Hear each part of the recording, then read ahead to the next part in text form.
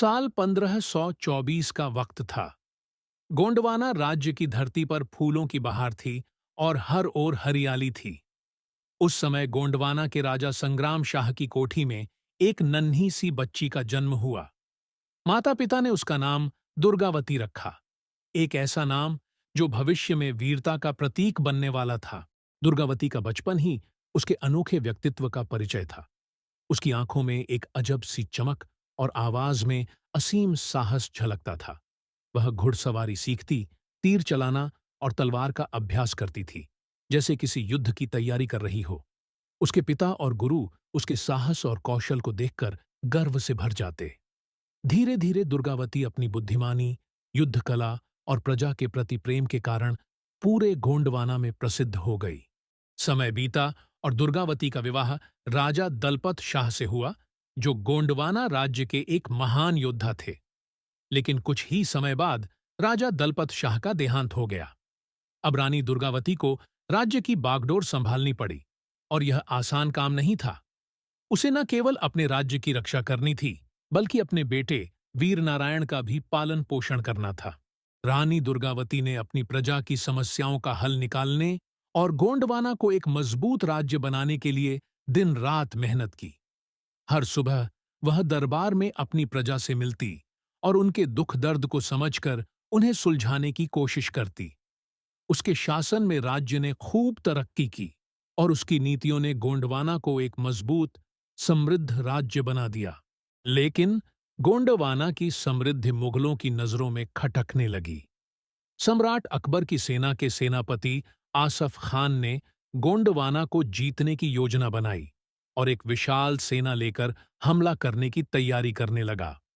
आसफ खान का संदेश रानी दुर्गावती तक पहुंचा, जिसमें उसने गोंडवाना राज्य को मुगलों के अधीन करने की मांग की थी।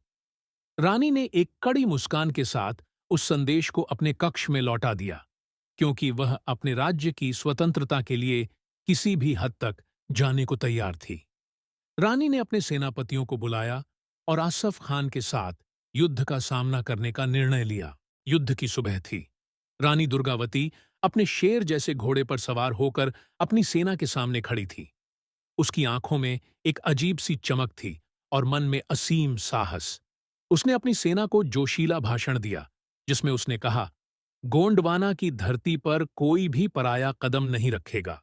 हम आखिरी सांस तक लड़ेंगे और अपने राज्य की स्वतंत्रता की रक्षा करेंगे। युद्ध का मैदान खून से लाल हो गया था। रानी दुर्गावती की तलवार बिजली की तरह चमक रही थी और दुश्मन सैनिक उसके साहस के आगे झुकते जा रहे थे। लेकिन मुगलों की विशाल सेना के सामने गोंडवाना की सेना धीरे धीरे कमजोर पड़ने लगी।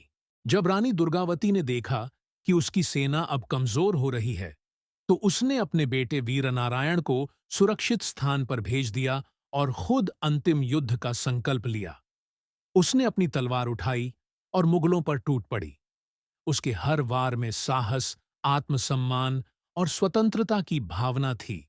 लेकिन धीरे धीरे उसकी सेना पूरी तरह से हारने लगी। रानी दुर्गावती अब घायल हो चुकी थी, लेकिन उसके हौसले बुलंद थे। उसने आसफ खान को सामने देखा और अपनी आखिरी ताकत जुटाकर उसकी ओर बढ़ी। लेकिन जैसे ही वह पहुंचने ही वाली थी, उसने महसूस किया कि अब वह ज्यादा देर तक लड़ नहीं पाएगी। अंत में अपनी आत्मसम्मान और स्वतंत्रता की रक्षा के लिए रानी दुर्गावती ने अपनी तलवार से खुद को घायल कर लिया, ताकि वह कभी भी दुश्मनों के हाथों में न पड़े। वह आखिरी सांस तक एक वीरांगना बनी रही, जिसने गोंडवाना की आजादी के लिए अपने प्राणों का बलिदान दे दिया। रानी दुर्गावती की शहादत ने पूरे गोंडवाना राज्य को हिलाकर रख दिया। उसकी वीरता और बलिदान की कहानी सदियों तक गोंडवाना की धरती पर गूंजती रही। लोगों ने उसकी याद में गाथाएं गाईं, उसकी मूर्तियों को सजाया और उसकी कहानियों को आने वाली पीढ़ियों को सुनाया। रानी दुर्गावती ने साबित कर दिया कि स्वतंत्रता और आत्मसम्मान के लिए